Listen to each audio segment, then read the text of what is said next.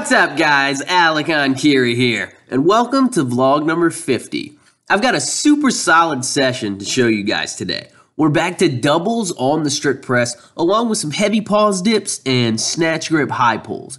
I was working with 170 pounds here on the strict press and managed to knock out 8 tough but solid doubles with it.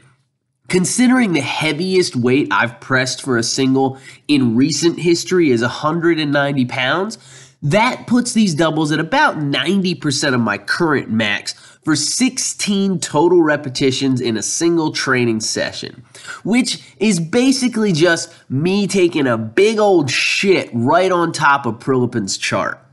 Just kidding. That chart is a fantastic resource. It's just been completely abused as a resource in recent history.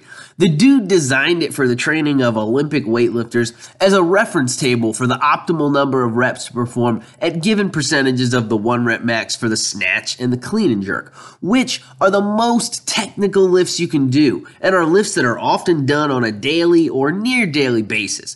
It wasn't designed for powerlifters, and it shouldn't be used as an excuse to limit volume on other basic strength exercises because in my experience, at least for a little guy like me, the optimal volume of work at any given percentage on things like presses, chin-ups, squats, etc. far exceeds the recommendations of the chart. The only basic strength exercise where I would say the chart provides an accurate reference range for me is on deadlifts. Can't do too many deads, or I'm worthless for at least a week. Anyway, I digress. As you can see, I've gone through 6 or 7 of these doubles now, and the first rep is still looking really clean. The second rep is tough, but the second rep was kind of tough even on the first set, so that isn't saying too much. I honestly think I could have done 10 of these if I wanted to, but I had other things to do that day, so I had to stop and move on eventually. Still though, I'm pleased with how this lift has progressed recently. Before this training cycle, I don't think I could have even dreamed of attempting more than 1 rep with 165 pounds or higher. And now I've tripled 172.5, doubled 177.5, and done 8 doubles with 170 in a single session. My plan now is to add a little bit of variety and start experimenting with some different overhead variations, as well as play around with my technique on the press a little bit and see if there are some changes I can make to really start utilizing this newfound overhead strength and hit some big PRs. Next up was pause dips paired up with snatch grip high pulls, both exercises being done for triples with some pretty heavy weight, at least what I consider heavyweight.